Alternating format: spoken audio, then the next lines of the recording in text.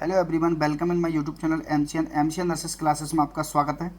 तो चलिए फंडामेंटल से संबंधित आज एक इम्पोर्टेंट टॉपिक है रीनल बायोप्सी। इसके बारे में अपन डिस्कस करते हैं। ठीक है, इसमें देखते हैं इसकी डेफिनेशन क्या है, इसके पर्पज क्या हैं, इसके कॉन्ट्राइंडिकेशन इंडिकेशन क्या हैं, प्रोसीजर कैसे करते हैं, किस तरह की रीनल बायोप्सी होती हैं, कौन कौन से टाइप्स होते हैं। ठीक है, कलेक्शन के लिए कौन कौन से आर्टिकल चाहिए अपन को इस प्रोसीजर को करने के लिए। तो ये आपकी प्रोसीजर से संबंधित आपकी थर्ड क्लास है। ठीक है, 2 क्लास ऑलरेडी अपन ले चुके हैं और ये आपकी तीसरी क्लास है जो प्रोसीजर से है और फंडामेंटल से संबंधित है। ठीक है, तो आने वाले एग्जाम के लिए काफ़ी इंपॉर्टेंट क्लास है। इसमें से आपको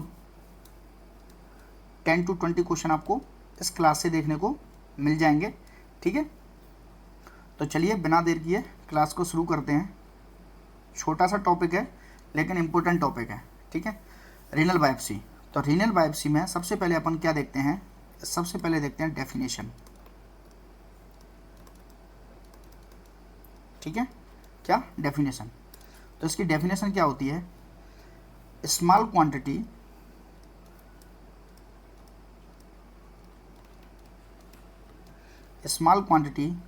of live tissue,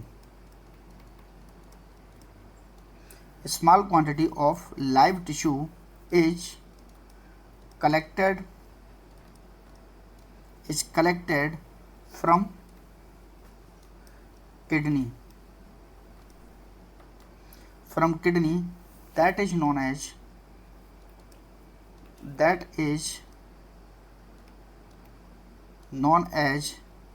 renal biopsy। कौन से टिश्यू लेते हैं, लाइव टिश्यू। कहाँ से लेते हैं, डायरेक्ट किडनी से लिए जाते हैं, that is known as renal biopsy.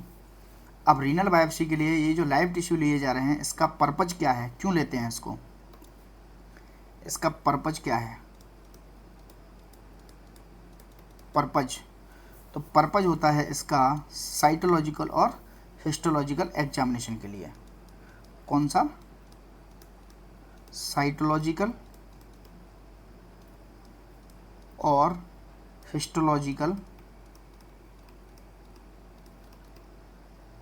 Histological examination के लिए क्या लेते हैं, लाइव टिश्यू लेते हैं। किसका, किडनी का, किडनी से। ठीक है, समझ में आ गया। अब क्या हो गया, डेफिनेशन हो गई। ठीक है, दूसरा हो गया इसका पर्पज। इसको किस किस में नहीं लेते हैं, रीनल बायोप्सी कौन कौन से क्लाइंट के लिए कॉन्ट्रा इंडिकेटेड है वो आपको पता होना चाहिए। क्या पढ़ रहे हैं अपन, रीनल बायोप्सी, डेफिनेशन पढ़ ली, पर्पज पढ़ लिया। ठीक है, अब अपन देखते हैं इसके कॉन्ट्रा इंडिकेशन के किस किस में इसको नहीं करते हैं। कॉन्ट्रा इंडिकेशन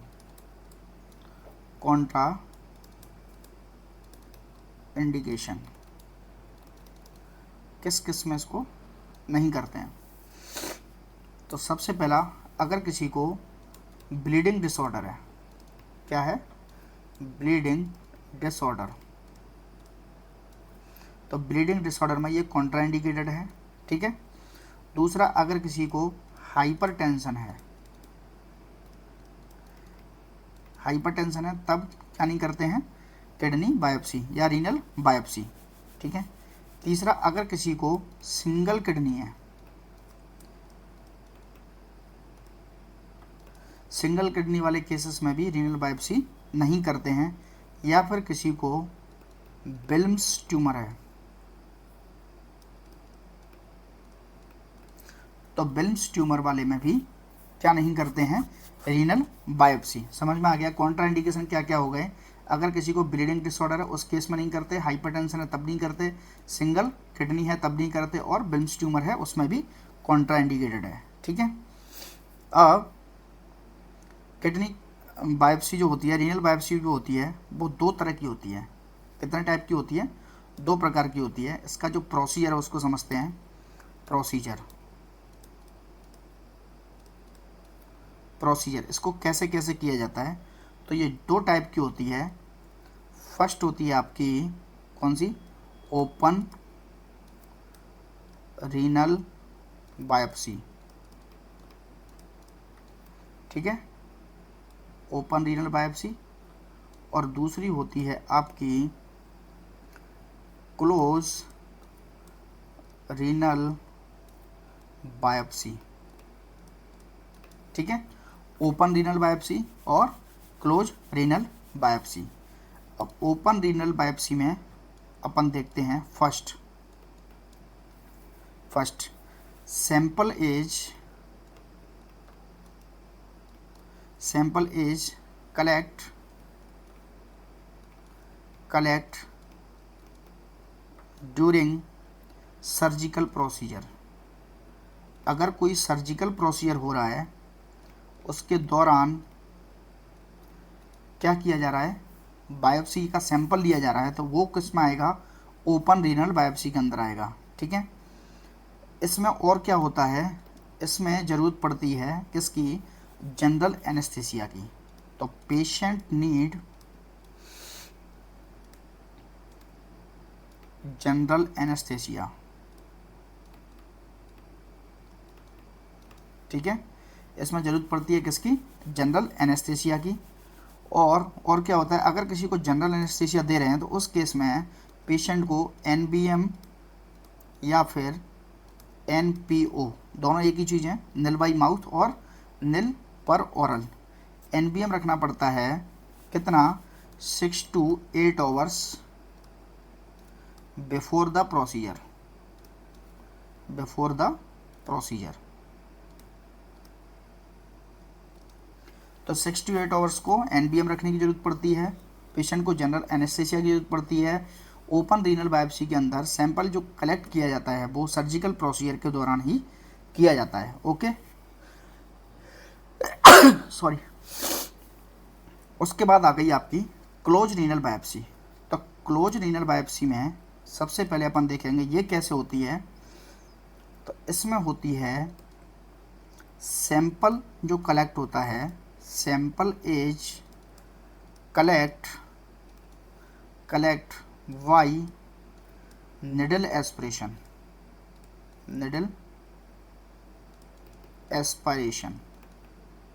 ठीक है।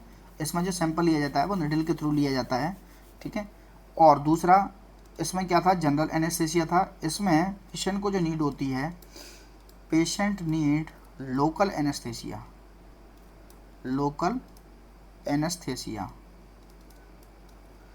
वो कौन सा, लॉक्स 2%, ठीक है।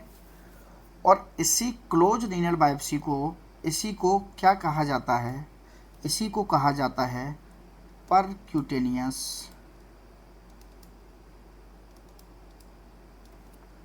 परक्यूटेनियस रीनल बायोप्सी, ठीक है, also known as percutaneous renal biopsy. और परक्यूटेनियस रीनल जो बायोप्सी होती है यही होती है आपकी क्या, most common renal biopsy in clinical practice. तो ये कौन सी होती है, परक्यूटेनियस रीनल बायोप्सी जो होती है वही होती है आपकी most common renal biopsy in clinical practice. समझ में आ गया। ओपन रीनल बायोप्सी में क्या होता था, ओपन रीनल बायोप्सी की जाती है जब किसी का सर्जिकल प्रोसीजर हो रहा हो, उस दौरान में अगर किसी का सैंपल लिया जा रहा है तो उसको क्या बोलते हैं, ओपन रीनल बायोप्सी। और इसमें पेशेंट को ज़रूरत होती है जनरल एनेस्थीसिया की, और इसमें NBM या NPO रखा जाता है 6 to 8 आवर्स के लिए बिफोर द प्रोसीजर। जो क्लोज रीनल बायोप्सी होती है उसमें सैंपल जो कलेक्ट किया जाता है वो निडल के थ्रू किया जाता है, और इसके लिए कोई जनरल एनेस्थीसिया की ज़रूरत नहीं होती। इसके लिए ज़रूरत होती है लोकल एनेस्थीसिया की, और लोकल एनेस्थीसिया कौन सा होता है, लॉक्स 2%, ठीक है, जाइलोकेन 2%। तीसरा ये इसको क्या बोलते हैं, इसी को कहते हैं परक्यूटेनियस रीनल बायोप्सी, जो मोस्ट कॉमनली रीनल बायोप्सी है जो क्लिनिकल प्रैक्टिस में यूज की जाती है।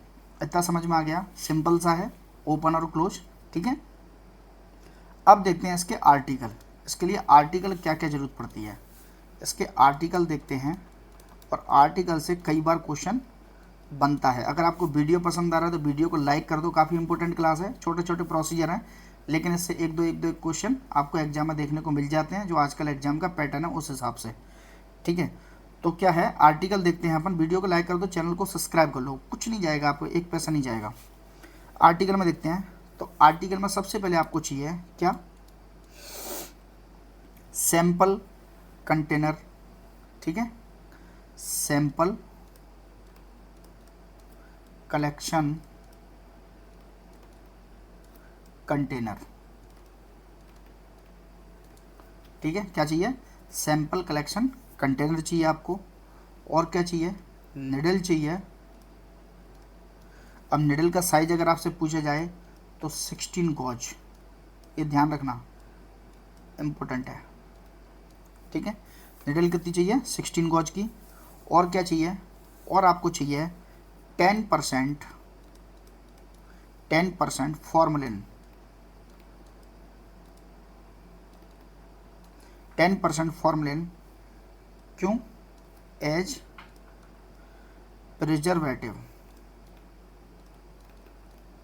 ठीक है, प्रिजर्वेटिव एजेंट के तौर पे आपको चाहिए 10% फॉर्मलिन, जिसमें इस टिश्यू को रखा जाएगा, लाइव टिश्यू को, किसके को, किडनी के को। ठीक है, उसके बाद आपको क्या चाहिए, टिंचर बेंजोइन। Tincture benzoin. अब टिंचर बेंजोइन क्यों चाहिए, टिंचर बेंजोइन क्यों चाहिए, ड्रेसिंग के लिए, ड्रेसिंग आफ्टर प्रोसीजर। ठीक है, क्या क्या हो गया, सैंपल कलेक्शन कंटेनर हो गया, और क्या हो गया, निडल हो गई, 16 गॉज की निडल चाहिए, 10% फॉर्मलिन चाहिए एज प्रिजर्वेटिव एजेंट के तौर पर, और टिंचर बेंजोइन चाहिए। आर्टिकल हो गए। ठीक है, उसके बाद और क्या चाहिए, उसके बाद देखते हैं पोजीशन। आर्टिकल कलेक्ट हो गए, अब पोजीशन कौन सी होगी, एक क्वेश्चन कई बार पूछा गया है पोजीशन का। ठीक है, लीवर बायोप्सी और किडनी बायोप्सी से क्वेश्चन पूछे जाते हैं, काफ़ी कंफ्यूज करते हैं। तो पोजीशन अपन देख रहे हैं कौन सी, ड्यूरिंग कब, प्रोसीजर के टाइम पे। तो ड्यूरिंग प्रोसीजर के टाइम पे कौन सी पोजीशन होगी क्लाइंट की, तो ड्यूरिंग प्रोसीजर होगी प्रोन पोजीशन। कौन सी, प्रोन पोजीशन। समझ में आ गया, प्रोन पोजीशन कैसे, where patient lying in abdominal with a pillow under the abdominal। Abdomen के नीचे पेशेंट के क्या लगाया जाता है, एक पिलो लगाया जाता है, और पेशेंट को उल्टा लेटा दिया जाता है। पिलो लगाने का पर्पज़ क्या होता है कि ये जो किडनी वाला जो एरिया है वो थोड़ा अपर साइड में शिफ्ट हो जाता है, तो निडल जो इंसर्ट करते हैं उसमें आसानी होती है किडनी को जजमेंट लगाने के लिए, है ना। तो इसके लिए क्या करते हैं, पेशेंट को उल्टा लेटाया जाता है। उसके बाद आता है आपका साइट सिलेक्शन। साइट सिलेक्शन कैसे करते हैं, तो साइट सिलेक्शन अपन देखते हैं, साइट सिलेक्शन कि कहाँ पर निडल इंसर्ट करनी है, साइट सिलेक्शन। साइट सिलेक्शन, तो साइट सिलेक्शन होता है आपका फर्स्ट, कौन सा होता है, फ्लैंक रीजन।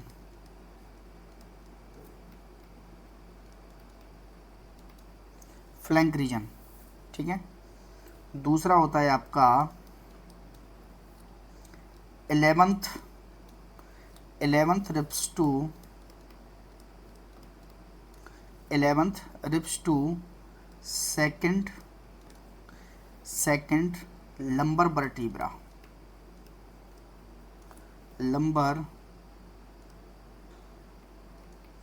वर्टिब्रा, ठीक है। 11th ribs to second lumbar vertebra. और इसको कैसे गाइड करते हैं, इसको कैसे देखा जाता है, यूएसजी के थ्रू। ऐसे ब्लाइंडली प्रिक नहीं किया जाता, यूएसजी के थ्रू देखते हैं। Second ribs to 11th ribs to second lumbar vertebra, ठीक है। अगर इसमें आपसे इसी में अगर पूछा जाए तो साइड सिलेक्शन हो गया, तो इसमें जो यूज होती है वो USG are use in common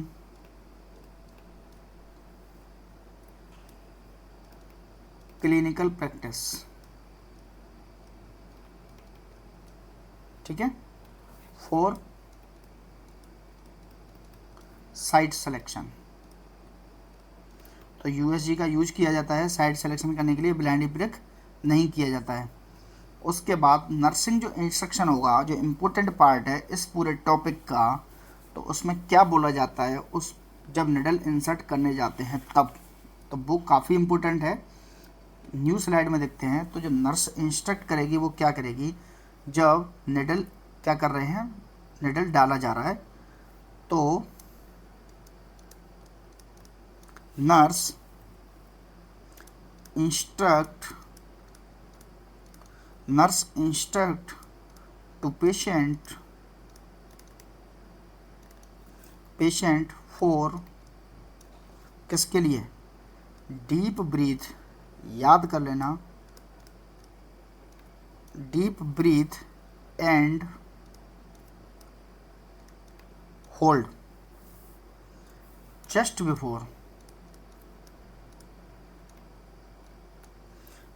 before insert the needle. Needle insert करने से जस्ट पहले नर्स इंस्ट्रक्ट करेगी क्लाइंट को कि आपको एक लंबी सांस लेनी है और उसको होल्ड रखना है, ठीक है। किसके लिए, फॉर रीनल बायोप्सी। इसको अंडरलाइन कर लेना, डीप ब्रीथ एंड होल्ड। ये लाइन कई बार पूछी गई है और ये रीनल बायोप्सी के अंदर ही है, ठीक है। Deep breath and hold just before the insert the needle for renal biopsy.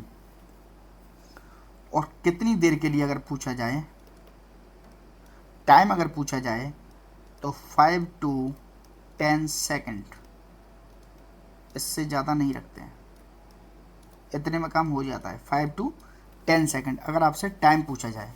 इसका एडवांटेज पूछा जाए तो वो क्या होता है, एडवांटेज, तो इसका जो एडवांटेज है, prevent a risk of injury to the, कहाँ की इंजरी से बचाने के लिए, डायफ्राम से इंजरी को प्रिवेंट करने के लिए क्या करते हैं, just before the insert the needle क्या करते हैं, डीप ब्रीथ एंड होल्ड। उसके बाद क्या करेंगे, निडल इंसर्ट हो गई, सैंपल ले लिया, उसके बाद कर देंगे आप ड्रेसिंग। ड्रेसिंग के लिए अपने क्या लिया था, टिंचर बेंजोइन, ठीक है। टिंचर बेंजोइन ले लो, बीटाडीन ले लो, ठीक है। उसके बाद अगर आपसे पूछा जाए कि सैंपल कलेक्शन कर लिया, बायोप्सी हो गई है, अब आफ्टर प्रोसीजर पोजीशन क्या होगी, position after renal biopsy procedure, तो वो क्या होगी, तो आफ्टर जो प्रोसीजर होगी, supine position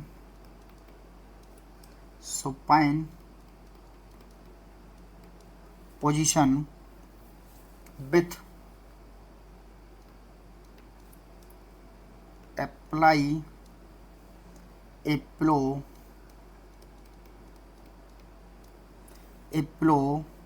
under puncture side, just उल्टा हो गया अब ये, ठीक है। अब क्या कर रहे हैं अपन, सुपाइन पोजीशन में लिटा रहे हैं और जो पंचर साइड है वहाँ पर क्या लगा रहे हैं, पिलो लगा रहे हैं ताकि कोई ब्लीडिंग होने के चांस ना हो। समझ में आ गया। एडवांटेज क्या है इसका, मैंने बता दिया वैसे बोल के, पर लिख के भी बता देते हैं। एडवांटेज क्या है, prevent the risk of bleeding.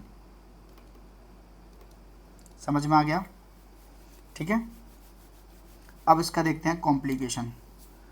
Renal biopsy में कॉम्प्लिकेशन क्या क्या हो सकता है, तो इसका जो कॉम्प्लिकेशन है वो काफ़ी इम्पोर्टेंट है। कॉम्प्लिकेशन, तो कॉम्प्लिकेशन इसमें एक ही हो सकता है और वो है ब्लीडिंग।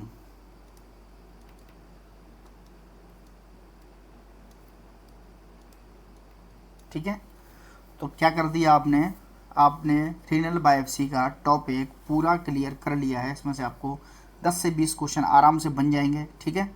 और 10 से 20 क्वेश्चन में से आपको 1 से 2 क्वेश्चन अगर आपसे पूछ लिए इस छोटे से टॉपिक में से, तो आपके सीधे 2 नंबर तैयार हो जाएंगे। समझ में आ गया। चलिए आज के लिए इतना ही।